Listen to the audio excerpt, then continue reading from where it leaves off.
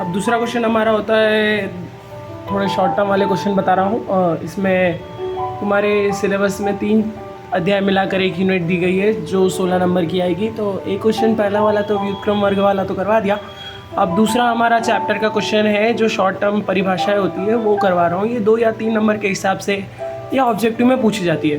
तो क्वेश्चन देख लो क्या है हमारा, विद्युत द्विध्रुव किसे कहते हैं। ये शॉर्ट टर्म परिभाषा है, तुमको आगे भी काम आएगी, इसलिए इनको समझना ज़्यादा ज़रूरी है।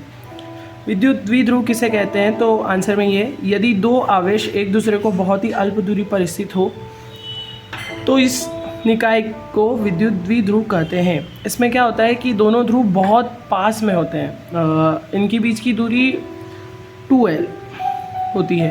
ये एक नंबर में ये जो लाइन लिखी हुई है दोनों ध्रुवों के बीच की दूरी, ये ज़्यादा पूछी जाती है कि द्विध्रुव में दोनों ध्रुवों के मध्य की दूरी कितनी होती है, तो कितनी होती है, 2L होती है।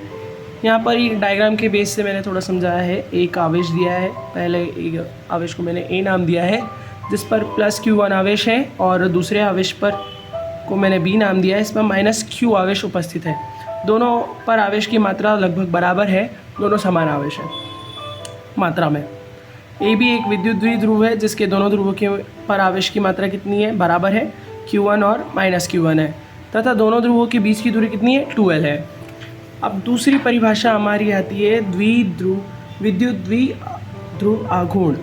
तो विद्युत द्विध्रुव के दोनों ध्रुवों में से एक ध्रुव पर आवेश की मात्रा तथा दोनों के बीच की गुणनफल को विद्युत द्विआघूर्ण कहते हैं। इसको P से दर्शाते हैं।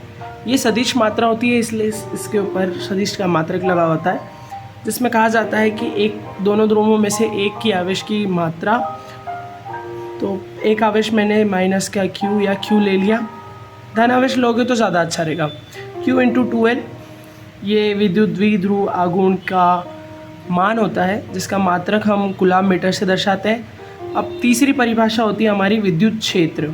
किसी आवेश के चारों ओर का वह क्षेत्र जहाँ तक उसका प्रभाव होता है वो क्या कहलाता है, विद्युत क्षेत्र। एक आवेश किसी क्षेत्र में उपस्थित है तो उसकी जो काम करने की ताकत या आकर्षण की ताकत वह क्षेत्र कहलाती है। तीसरा होता है विद्युत क्षेत्र की तीव्रता। चौथा, विद्युत क्षेत्र के अंदर किसी बिंदु पर स्थित एकांक धनावेश पर लगने वाला बल की मात्रा को उस बिंदु पर विद्युत क्षेत्र की तीव्रता कहते हैं। इसे E से प्रदर्शित करते हैं। यह एक सदिश राशि है। तो सूत्र से क्या बनेगा, विद्युत क्षेत्र की तीव्रता बराबर बल बटे आवेश। इसका मात्रक क्या होगा, बल का आवेश मात्रक हमारा न्यूटन से होता है और आवेश को हम कूलाम से दर्शाते हैं। ये होगा ये हमारी शॉर्ट टर्म की सारी परिभाषाएं।